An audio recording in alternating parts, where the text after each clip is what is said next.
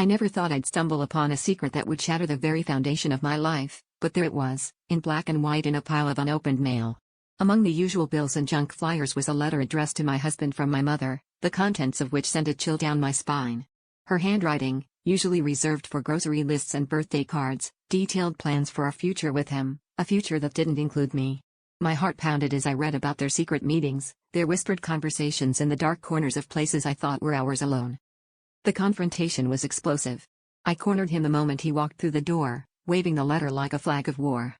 He didn't deny it. Instead, he had the audacity to look relieved as if a burden had been lifted from his shoulders.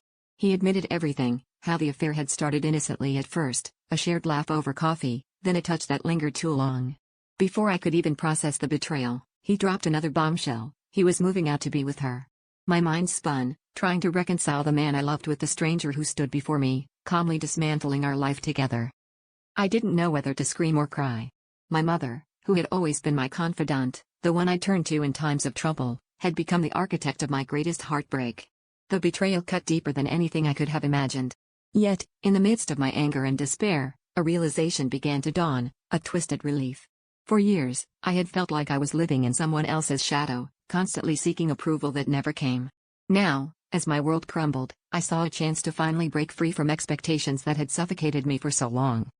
As they packed up and left, their departure was met with an eerie calm. I watched from the window, the remnants of my former life disappearing down the street, leaving behind an emptiness that was almost comforting. In that silence, I found the strength to rebuild, not just my life, but myself. It was a strange sense of liberation, knowing that the ties that bound me to my past were now severed. Beneath the layers of betrayal and heartbreak, I discovered a resilience I never knew I possessed. The real twist wasn't their betrayal, it was my awakening.